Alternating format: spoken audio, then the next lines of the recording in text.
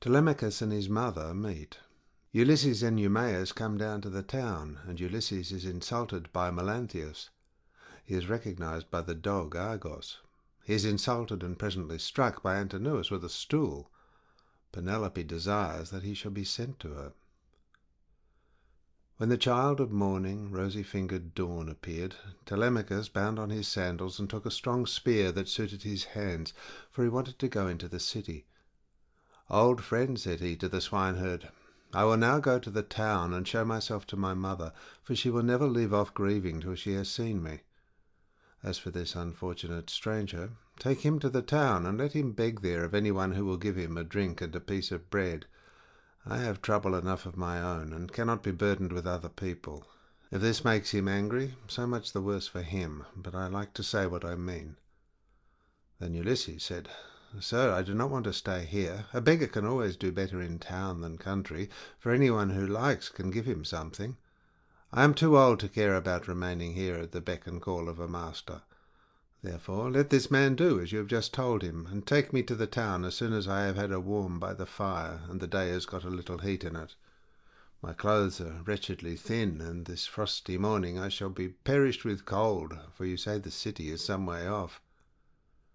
On this Telemachus strode through the yards, brooding his revenge upon the suitors. When he reached home, he stood his spear against a bearing post of the cloister, crossed the stone floor of the cloister itself, and went inside. Nurse Euryclea saw him long before anyone else did. She was putting the fleeces onto the seats, and she burst out crying as she ran up to him. All the other maids came up too, and covered his head and shoulders with their kisses. Penelope came out of her room, looking like Diana or Venus, and wept as she flung her arms about her son. She kissed his forehead and both his beautiful eyes.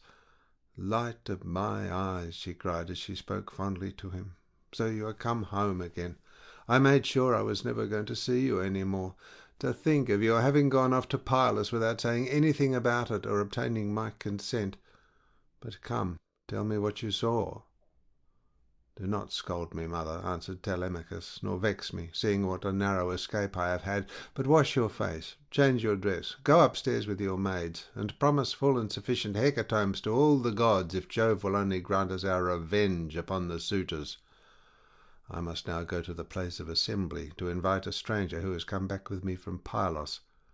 I sent him on with my crew, and told Piraeus to take him home and look after him till he had come for him myself."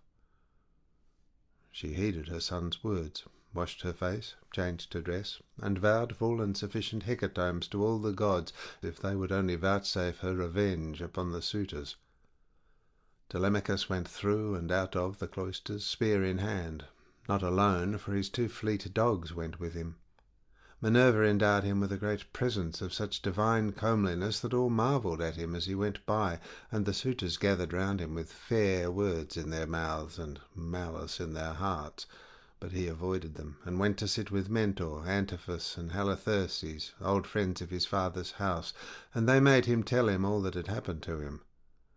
Then Piraeus came up with Theoclymenus, whom he had escorted through the town to the place of assembly, whereon Telemachus at once joined them. Piraeus was first to speak. "Telemachus," said he, "I wish you would send some of your women to my house to take away the presents Menelaus gave you." "We do not know, Piraeus," answered Telemachus, "what may happen. If the suitors kill me in my own house and divide my property among them, I would rather you had the presents than that any of those people should get hold of them.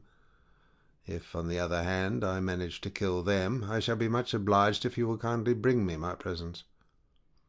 With these words he took Theoclymenus to his own house. When they got there, they laid their cloaks on the benches and seats, went into the baths, and washed themselves. When the maids had washed and anointed them, and had given them cloaks and shirts, they took their seats at table. A maidservant then brought them water in a beautiful golden ewer, and poured it into a silver basin for them to wash their hands, and she drew a clean table beside them. An upper servant brought them bread, and offered them many good things of what there was in the house. Opposite them sat Penelope, reclining on a couch by one of the bearing posts of the cloister, and spinning.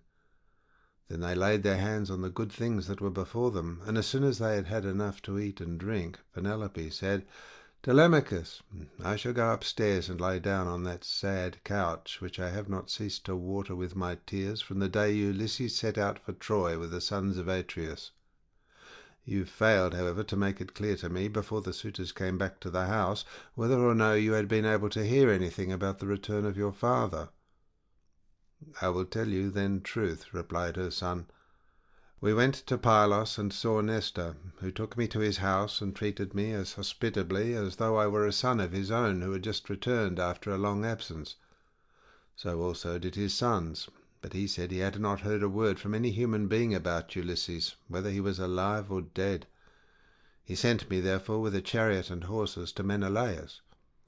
There I saw Helen, for whose sake so many, both Argives and Trojans, were in heaven's wisdom doomed to suffer. Menelaus asked me what it was that had brought me to Lacedaemon, and I told him the whole truth, whereon he said, So then, these cowards would usurp a brave man's bed. A hind might as well lay her newborn young in the lair of a lion, and then go off to feed in the forest or in some grassy dell. The lion, when he comes back to his lair, will make short work with the pair of them, and so will Ulysses with these suitors. By Father Jove, Minerva, and Apollo, if Ulysses is still the man that he was when he wrestled with Philomeleides in Lesbos, and threw him so heavily that all the Greeks cheered him, if he is still such, and were to come near such suitors, they would have a short shrift and a sorry wedding.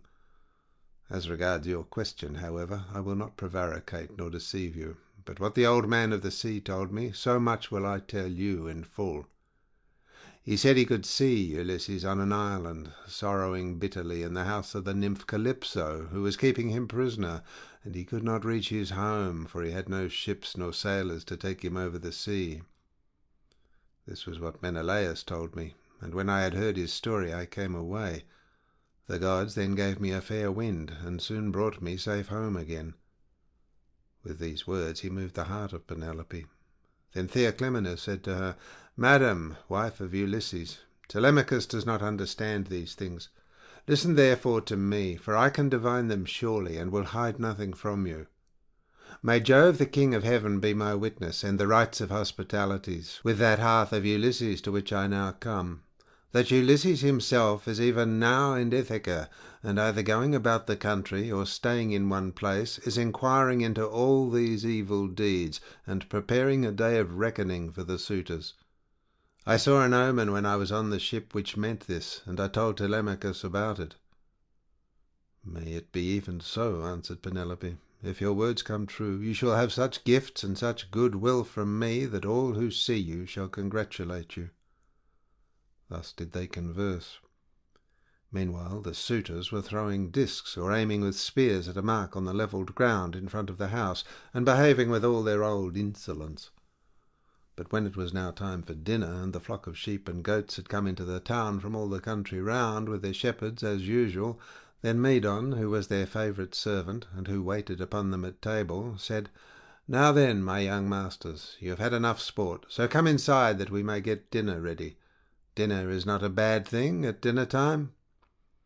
They left their sports as he told them, and when they were within the house they laid their cloaks on the benches and seats inside, and then sacrificed some sheep, goats, pigs, and a heifer, all of them fat and well grown. Thus they made ready for their meal. In the meantime Ulysses and the swineherd were about starting for the town, and the swineherd said, Stranger, I suppose you still want to go to town today, as my master said you were to do. For my own part, I should have liked you to stay here as a station hand, but I must do as my master tells me, or he will scold me later on, and a scolding from one's master is a very serious thing. Let us then be off, for it is now broad day. It will be night again directly, and then you will find it colder. I know and understand you, replied Ulysses. You need say no more. Let us be going, but if you have a stick ready cut, let me have it to walk with, for you say the road is a very rough one. As he spoke, he threw his shabby old tattered wallet over his shoulders by the cord from which it hung, and Eumaeus gave him a stick to his liking. The two then started, leaving the station in charge of the dogs and herdsmen who remained behind. The swineherd led the way, and his master followed after, looking like some broken-down old tramp as he leaned upon his staff, and his clothes were all in rags. When they had got over the rough steep ground and were nearing the city, they reached the fountain from which the citizens drew their water. This had been made by Ithaca, Neritus, and Polyctor. There was a grove of water-loving poplars planted in a circle all round it, and the clear cold water came down to it from a rock high up, while above the fountain there was an altar to the nymphs, at which all wayfarers used to sacrifice. Here Melanthius, son of Dolius, overtook them as he was driving down some goats, the best of his flock, for the suitors' dinner, and there were 2 shepherds with him. When he saw Eumaeus and Ulysses, he reviled them with outrageous and unseemly language, which made Ulysses very angry. "There you go," cried he, "and a precious pair you are. See how heaven brings birds of the same feather to one another. Where, pray, master swineherd, are you taking this poor miserable object? It would make anyone sick to see such a creature at table.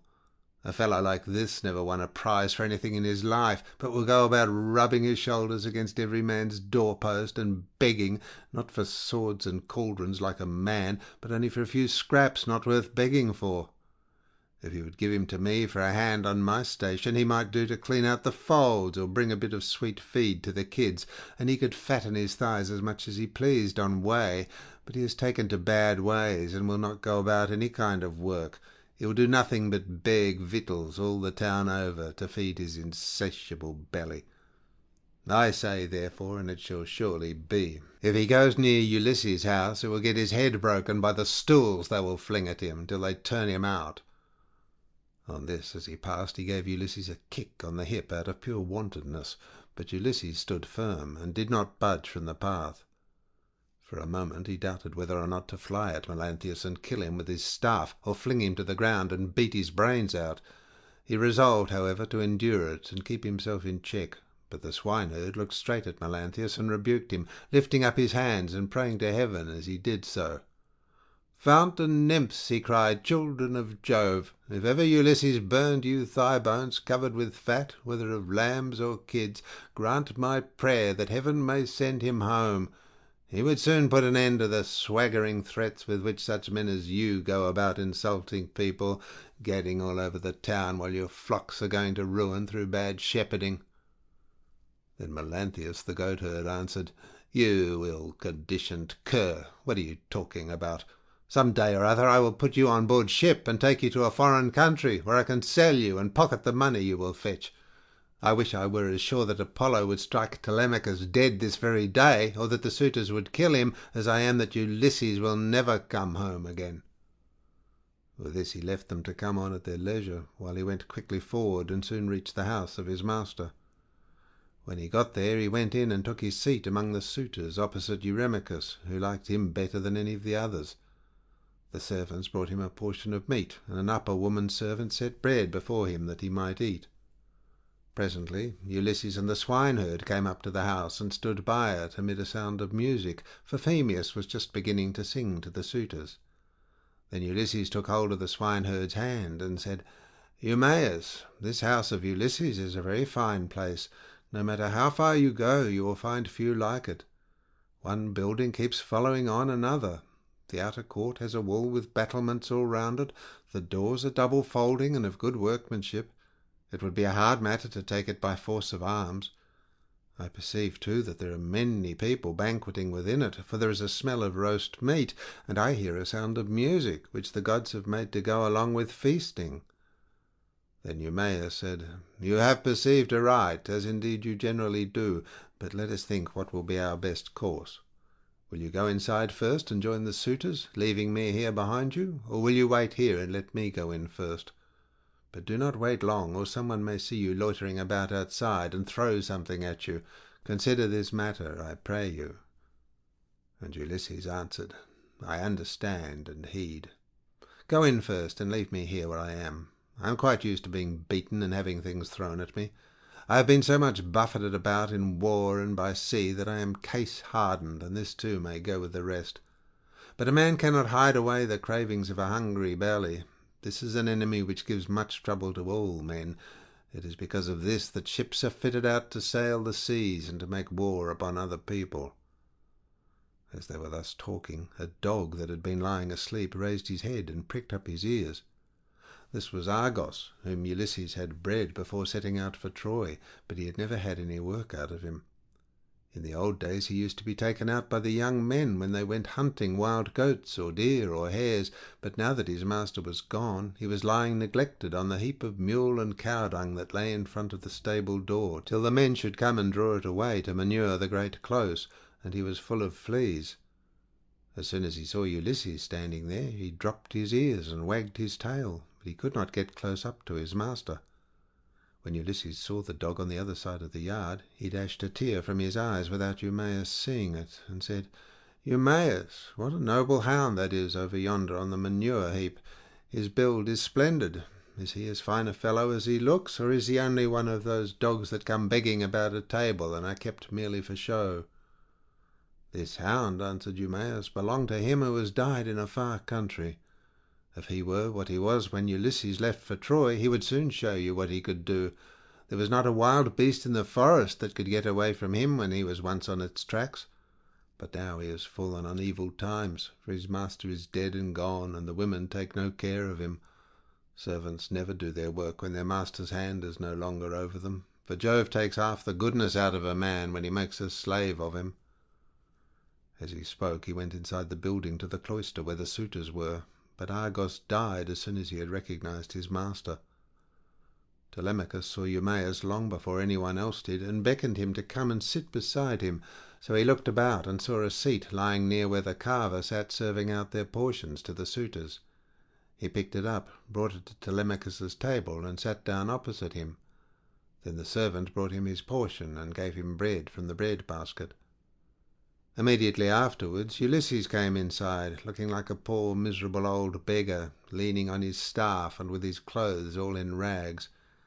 He sat down upon the threshold of ashwood just inside the doors leading from the outer to the inner court, and against a bearing post of cypress wood which the carpenter had skilfully planed and had made to join truly with rule and line.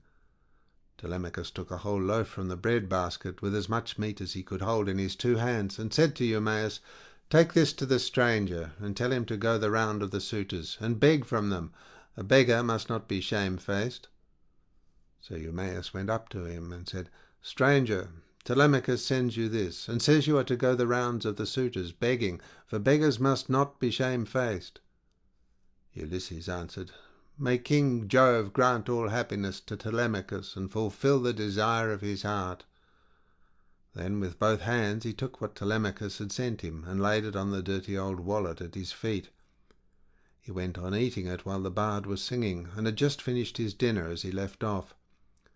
The suitors applauded the bard, whereon Minerva went up to Ulysses and prompted him to beg pieces of bread from each one of the suitors, that he might see what kind of people they were, and tell the good from the bad.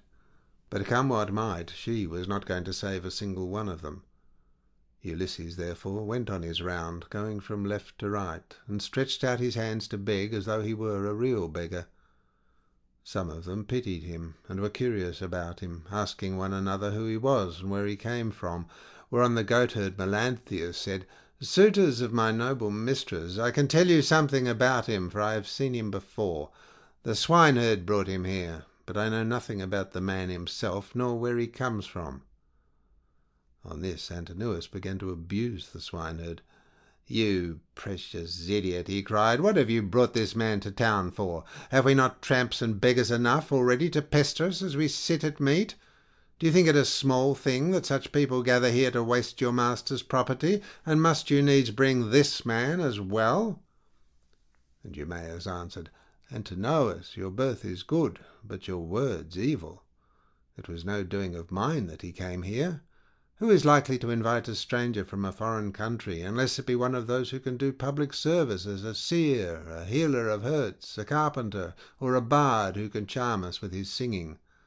Such men are welcome all the world over, but no one is likely to ask a beggar who will only worry him. You are always harder on Ulysses' servants than any of the other suitors are, and above all on me, but I do not care so long as Telemachus and Penelope are alive and here." But Telemachus said, "Hush, do not answer him. Antinous has the bitterest tongue of all the suitors, and he makes the others worse." Then turning to Antinous, he said, Antinous, you take as much care of my interest as though I were your son. Why should you want to see this stranger turned out of the house? Heaven forbid! Take something and give it him yourself. I do not grudge it. I bid you take it. Never mind my mother, nor any of the other servants in the house. But I know you will not do what I say, for you are more fond of eating things yourself than of giving them to other people." "What do you mean, Telemachus," replied Antinous, "by this swaggering talk? If all the suitors were to give him as much as I will, he would not come here again for another 3 months." As he spoke, he drew the stool on which he rested his dainty feet from under the table, and made as though he would throw it at Ulysses. But the other suitors all gave him something, and filled his wallet with bread and meat. He was about, therefore, to go back to the threshold and eat what the suitors had given him. But he first went up to Antinous and said, "Sir, give me something. You are not, surely, the poorest man here. You seem to be the chief, foremost among them all. Therefore you should be the better giver, and I will tell far and wide of your bounty. I too was a rich man once, and had a fine house of my own. In those days I gave to many a tramp such as I am now, no matter who he might be, nor what he wanted. I had any number of servants, and all the other things which people have who live well and are accounted wealthy, but it pleased Jove to take all away from me. He sent me with a band of roving robbers to Egypt. It was a long voyage, and I was undone by it. I stationed my ships in the river Aegyptus, and bade my men stay by them and keep guard over them, while I sent out scouts to reconnoitre from every point of vantage.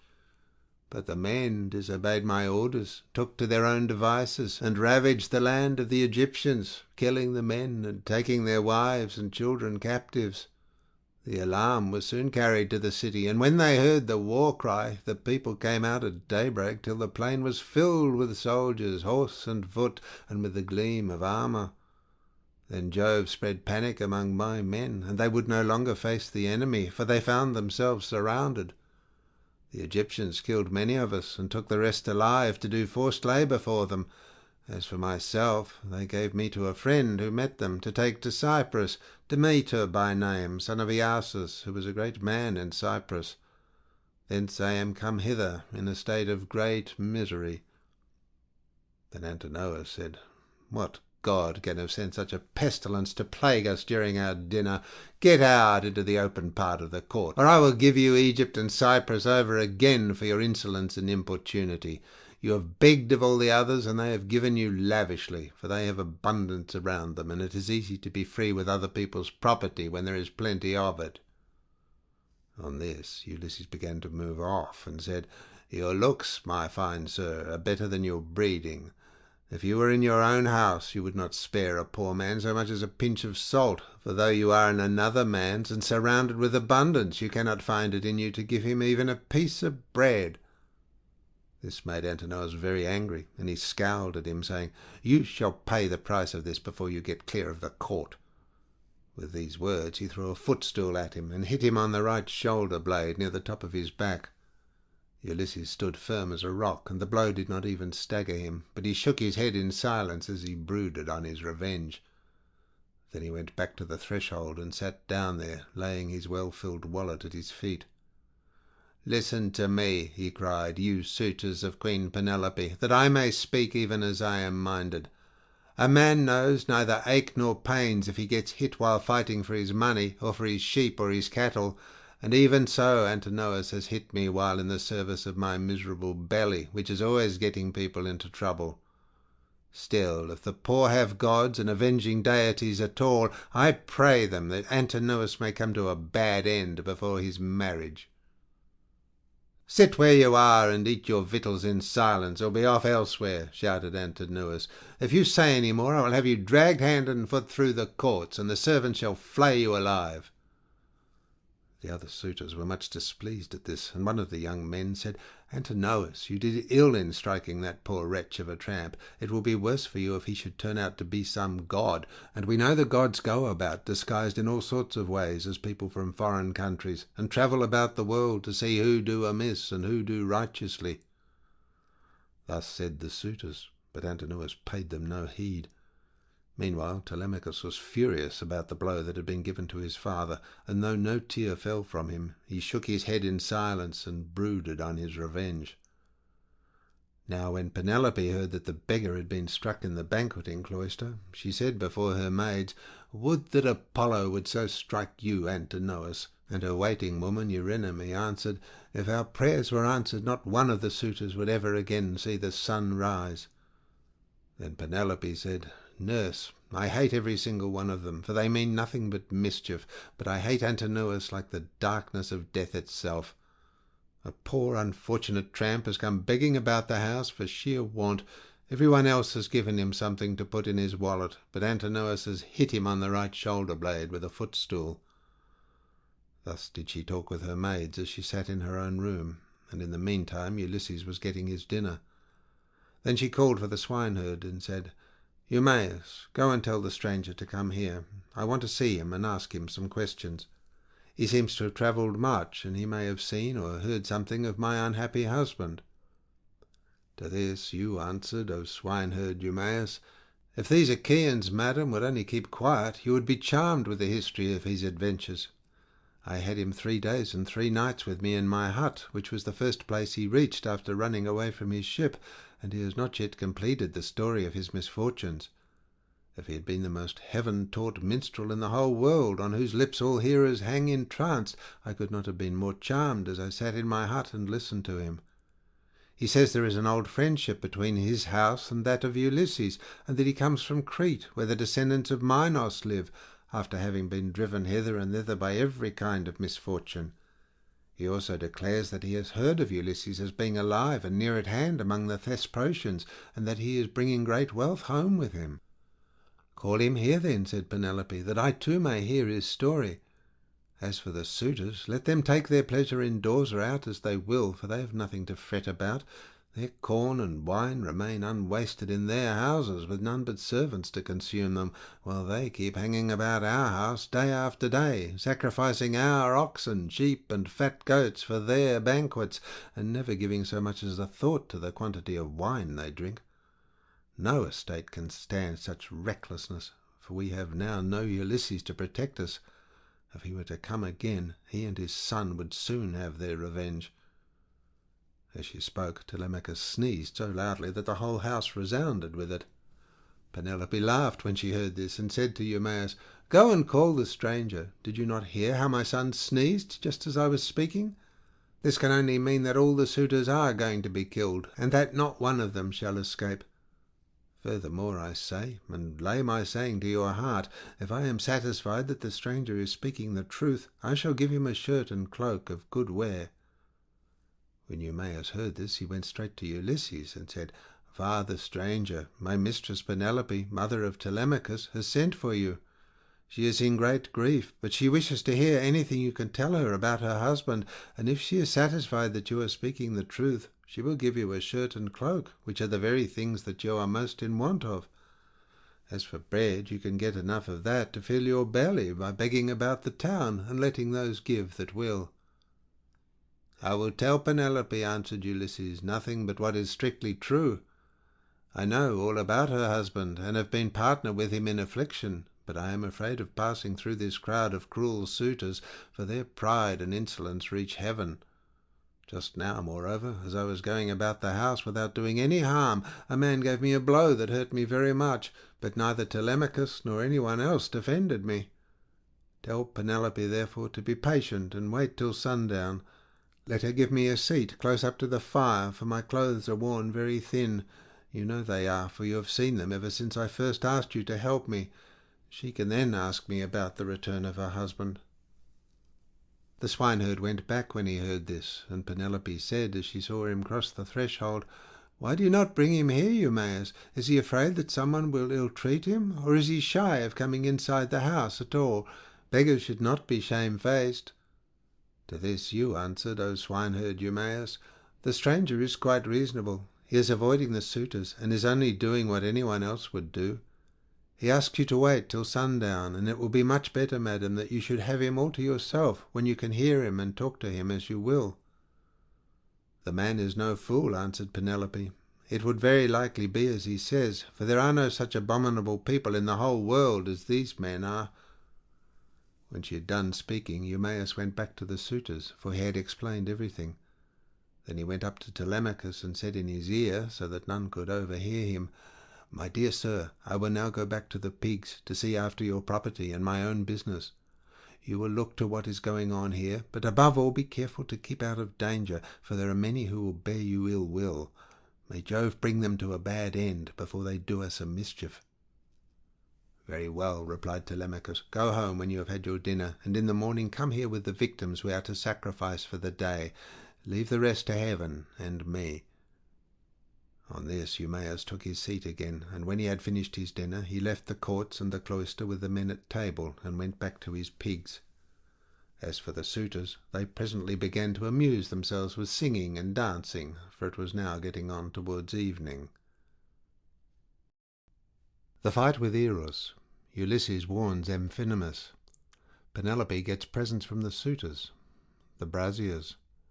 Ulysses rebukes Eurymachus. Now there came a certain common tramp who used to go begging all over the city of Ithaca, and was notorious as an incorrigible glutton and drunkard. This man had no strength nor stay in him, but he was a great hulking fellow to look at. His real name, the one his mother gave him, was Aeneas, but the young men of the place called him Eros, because he used to run errands for anyone who would send him. As soon as he came, he began to insult Ulysses, and to try and drive him out of his own house. "Be off, old man," he cried, "from the doorway, or you shall be dragged out neck and heels. Do you not see that they are all giving me the wink, and wanting me to turn you out by force, only I do not like to do so? Get up, then, and go of yourself, or we shall come to blows." Ulysses frowned on him, and said, "My friend, I do you no manner of harm.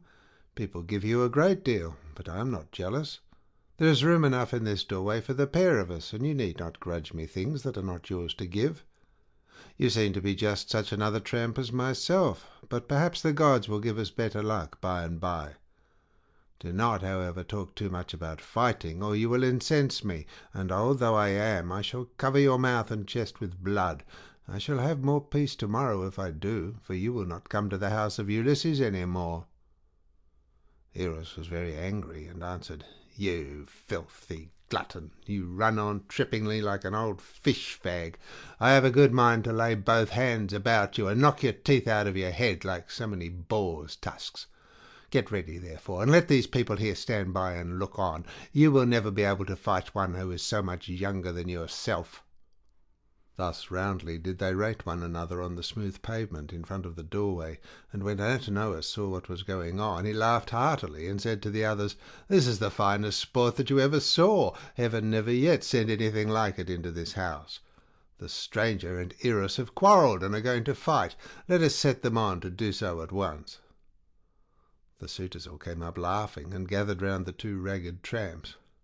"Listen to me," said Antinous. "There are some goat's paunches down at the fire, which we have filled with blood and fat, and set aside for supper. He who is victorious and proves himself to be the better man shall have his pick of the lot. He shall be free of our table, and we will not allow any other beggar about the house at all." The others all agreed, but Ulysses, to throw them off the scent, said, "Sirs, an old man like myself, worn out with suffering, cannot hold his own against a young one, but my irrepressible belly urges me on, though I know it can only end in my getting a drubbing.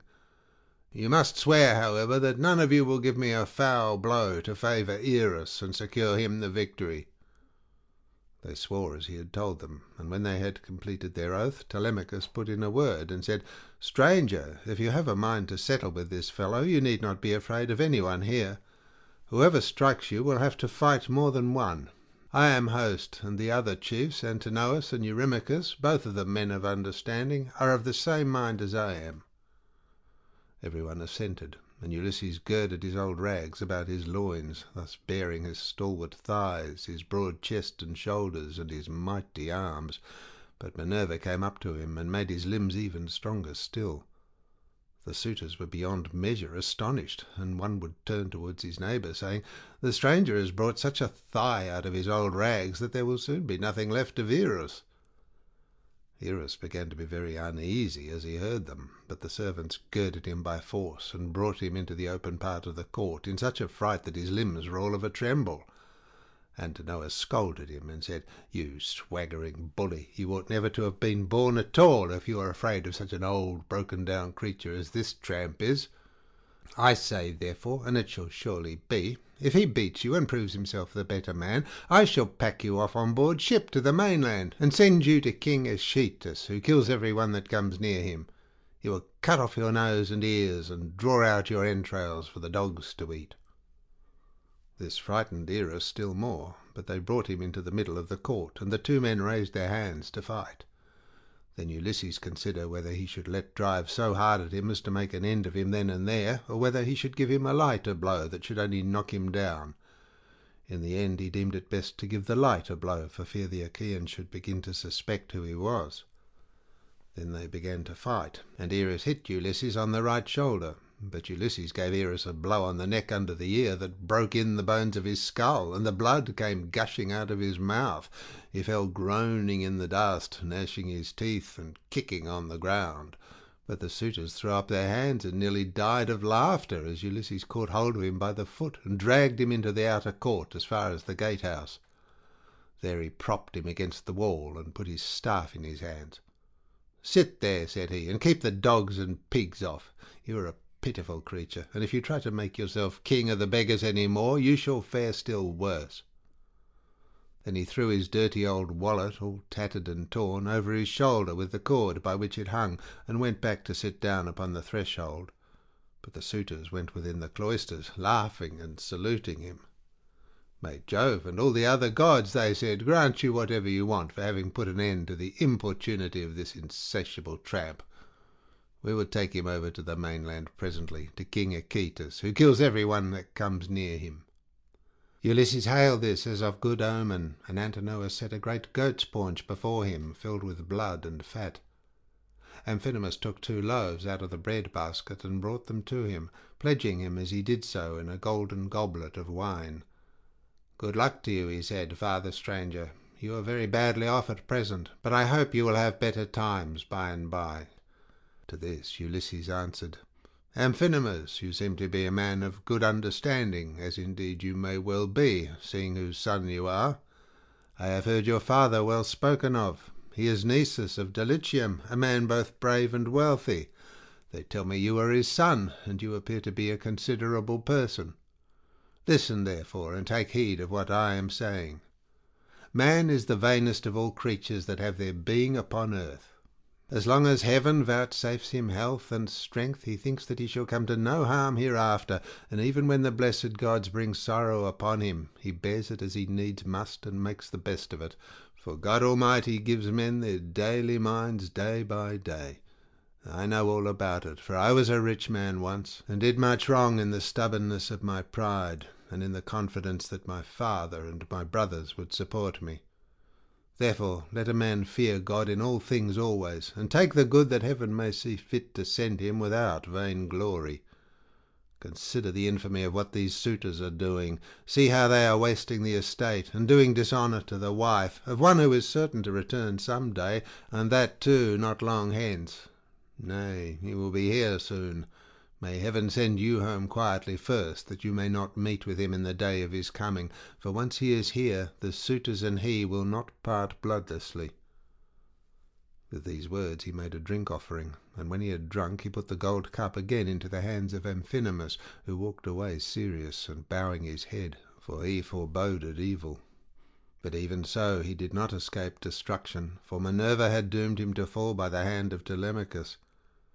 So he took his seat again at the place from which he had come. Then Minerva put it into the mind of Penelope to show herself to the suitors, that she might make them still more enamoured of her, and win still further honour from her son and husband. So she feigned a mocking laugh, and said, "Eurynome, I have changed my mind, and have a fancy to show myself to the suitors, although I detest them. I should like also to give my son a hint that he had better not have anything more to do with them. They speak fairly enough, but they mean mischief." "My dear child," answered Eurynome, "all that you have said is true. Go and tell your son about it, but first wash yourself and anoint your face. Do not go about with your cheeks all covered with tears. It is not right that you should grieve so incessantly, for Telemachus, whom you always prayed that you might live to see with a beard, is already grown up." "I know, Eurynome," replied Penelope, "that you mean well, but do not try and persuade me to wash and to anoint myself, for heaven robbed me of all my beauty on the day my husband sailed. Nevertheless, tell Autonoe and Hippodamia that I want them. They must be with me when I am in the cloister. I am not going among the men alone. It would not be proper for me to do so." On this the old woman went out of the room to bid the maids go to their mistress. In the meantime Minerva bethought her of another matter, and sent Penelope off into a sweet slumber. So she lay down on her couch, and her limbs became heavy with sleep. Then the goddess shed grace and beauty over her, that all the Achaeans might admire her. She washed her face with the ambrosial loveliness that Venus wears when she goes dancing with the Graces. She made her taller and of a more commanding figure, while as for her complexion it was whiter than sawn ivory. When Minerva had done all this, she went away, whereon the maids came in from the women's room and woke Penelope with the sound of their talking. "What an exquisitely delicious sleep I have been having," said she, as she passed her hands over her face, "in spite of all my misery. I wish Diana would let me die so sweetly now, at this very moment, that I might no longer waste in despair for the loss of my dear husband, who possessed every kind of good quality, and was the most distinguished man among the Achaeans." With these words she came down from her upper room, not alone, but attended by two of her maidens, and when she reached the suitors she stood by one of the bearing posts supporting the roof of the cloister, holding a veil before her face, and with a staid maid servant on either side of her. As they beheld her, the suitors were so overpowered, and became so desperately enamoured of her, that each one prayed he might win her for his own bedfellow. "Telemachus," said she, addressing her son, "I fear you are no longer so discreet and well conducted as you used to be. When you were younger you had a greater sense of propriety. Now, however, that you are grown up, though a stranger to look at you would take you for the son of a well-to-do father as far as size and good looks go, your conduct is by no means what it should be. What is all this disturbance that has been going on, and how came you to allow a stranger to be so disgracefully ill-treated? What would have happened if he had suffered serious injury while a suppliant in our house? Surely this would have been very discreditable to you." "I am not surprised, my dear mother, at your displeasure," replied Telemachus. "I understand all about it, and know when things are not as they should be, which I could not do when I was younger. I cannot, however, behave with perfect propriety at all times. First one and then another of these wicked people here keeps driving me out of my mind, and I have no one to stand by me. After all, however, this fight between Eros and the stranger did not turn out as the suitors meant it to do, for the stranger got the best of it. I wish Father Jove, Minerva, and Apollo would break the neck of every one of these wooers of yours, some inside the house and some out, and I wish they might all be as limp as Eros is over yonder in the gate of the outer court. See how he nods his head like a drunken man. He has had such a thrashing that he cannot stand on his feet, nor get back to his home, wherever that may be, for he has no strength left in him." Thus did they converse. Eurymachus then came up and said, "Queen Penelope, daughter of Icarius, if all the Achaeans in Iasian Argos could see you at this moment, you would have still more suitors in your house by tomorrow morning, for you are the most admirable woman in the whole world, both as regards personal beauty and strength of understanding." To this Penelope replied, "Eurymachus, heaven robbed me of all my beauty, whether of face or figure, when the Argives set sail for Troy, and my dear husband with them. If he were to return and look after my affairs, I should both be more respected and show a better presence to the world. As it is, I am oppressed with care, and with the afflictions which heaven has seen fit to heap upon me. My husband foresaw it all, and when he was leaving home he took my right wrist in his hand. 'Wife,' he said, 'we shall not all of us come safe home from Troy, for the Trojans fight well with bow and spear. They are excellent also at fighting from chariot, and nothing decides the issue of a fight sooner than this. I know not, therefore, whether heaven will send me back to you, or whether I may not fall over there at Troy. In the meantime, do you look after things here. Take care of my father and mother, as at present, and even more so during my absence. But when you see our son growing a beard, then marry whom you will, and leave this your present home." This is what he said, and now it is all coming true. A night will come when I shall have to yield myself to a marriage which I detest, for Jove has taken from me all hope of happiness. This further grief, moreover, cuts me to the very heart.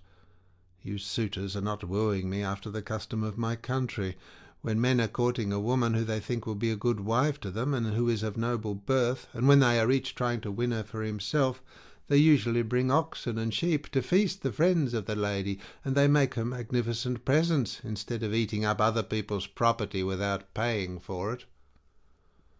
This was what she said, and Ulysses was glad when he heard her trying to get presents out of the suitors, and flattering them with fair words, which he knew she did not mean. Then Antinous said, "Queen Penelope, daughter of Icarius, take as many presents as you please from anyone who will give them to you. It is not well to refuse a present, but we will not go about our business nor stir from where we are till you have married the best man among us, whoever he may be." The others applauded what Antinous had said, and each one sent his servant to bring his present. Antinous's man returned with a large and lovely dress, most exquisitely embroidered. It had 12 beautifully made brooch pins of pure gold with which to fasten it. Eurymachus immediately brought her a magnificent chain of gold and amber beads that gleamed like sunlight. Eurydamas's 2 men returned with some earrings fashioned into 3 brilliant pendants which glistened most beautifully, while King Pisander, son of Polyctor, gave her a necklace of the rarest workmanship, and everyone else brought her a beautiful present of some kind. Then the queen went back to her room upstairs, and her maids brought the presents after her. Meanwhile the suitors took to singing and dancing, and stayed till evening came. They danced and sang till it grew dark. Then they brought in 3 braziers to give light, and piled them up with chopped firewood, very old and dry, and they lit torches from them, which the maids held up, turn and turn about. Then Ulysses said, "Maids, servants of Ulysses, who has been so long absent, go to the queen inside the house. Sit with her and amuse her, or spin and pick wool. I will hold the light for all these people. They may stay till morning, but shall not beat me, for I can stand a great deal." The maids looked at one another and laughed, while pretty Melantho began to gibe at him contemptuously. She was daughter to Dolius, but had been brought up by Penelope, who used to give her toys to play with, and looked after her when she was a child. But in spite of all this, she showed no consideration for the sorrows of her mistress, and used to misconduct herself with Eurymachus, with whom she was in love. "Poor wretch," said she, "are you gone clean out of your mind? Go and sleep in some smithy or place of public gossips instead of chattering here. Are you not ashamed of opening your mouth before your betters? So many of them, too. Has the wine been getting into your head, or do you always babble in this way? You seem to have lost your wits because you beat the tramp Eros. Take care that a better man than he does not come and cudgel you about the head till he pack you bleeding out of the house." "Vixen," replied Ulysses, scowling at her, "I will go and tell Telemachus what you have been saying, and he will have you torn limb from limb." With these words he scared the women, and they went off into the body of the house. They trembled all over, for they thought he would do as he said.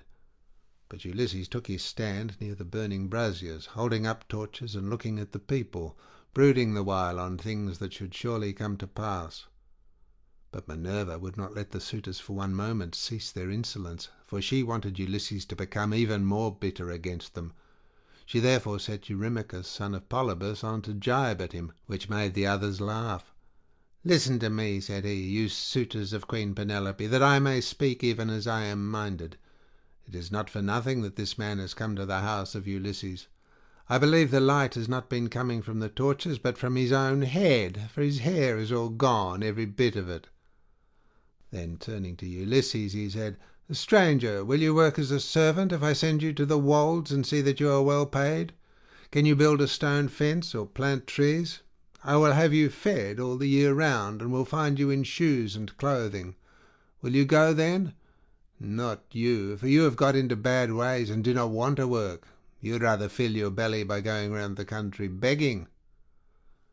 Eurymachus, answered Ulysses, if you and I were to work one against the other in early summer when the days are at their longest, give me a good scythe and take another yourself, and let us see which will last the longer, or mow the stronger, from dawn till dusk when the mowing grass is about. Or if you will plough against me, let us each take a yoke of tawny oxen, well mated and of great strength and endurance. Turn me into a 4-acre field, and see whether you or I can drive the straighter furrow. If again war were to break out this day, give me a shield, a couple of spears, and a helmet fitting well upon my temples. You would find me foremost in the fray, and would cease your gibes about my belly. You are insolent and cruel, and think yourself a great man because you live in a little world, and that a bad one. If Ulysses comes to his own again, the doors of this house are wide, but you will find them narrow when you try to fly through them. Eurymachus was furious at all this. He scowled at him and cried, "You wretch, I will soon pay you out for daring to say such things to me, and in public too. Has the wine been getting into your head, or do you always babble in this way? You seem to have lost your wits because you beat the tramp Eros." With this he caught hold of a footstool, but Ulysses sought protection at the knees of Amphinomus of Dulichium, for he was afraid. The stool hit the cupbearer on his right hand and knocked him down. The man fell with a cry, flat on his back, and his wine-jug fell ringing to the ground. The suitors in the covered cloister were now in an uproar, and one would turn towards his neighbour, saying, "I wish the stranger had gone somewhere else. Bad luck to him for all the trouble he gives us. We cannot permit such disturbances about a beggar. If such ill counsels are to prevail, we shall have no more pleasure at our banquet." On this Telemachus came forward and said, "Sirs, are you mad? Can you not carry your meat and your liquor decently? Some evil spirit has possessed you. I do not wish to drive any of you away, but you have had your suppers, and the sooner you all go home to bed, the better." The suitors bit their lips and marvelled at the boldness of his speech, but Amphinomus, the son of Nisus, who was son to Aretias, said, "Do not let us take offence. It is reasonable, so let us make no answer. Neither let us do violence to the stranger, nor to any of Ulysses' servants. Let the cupbearers go round with the drink offerings, that we may make them and go home to our rest. As for the stranger, let us leave Telemachus to deal with him, for it is to his house that he has come." Thus did he speak, and his saying pleased them well. So Mulius of Dulichium, servant to Amphinomus, mixed them a bowl of wine and water, and handed it round to each of them man by man, whereon they made their drink offerings to the blessed gods. Then, when they had made their drink offerings, and had drunk each one as he was minded, they took their several ways, each of them to his own abode.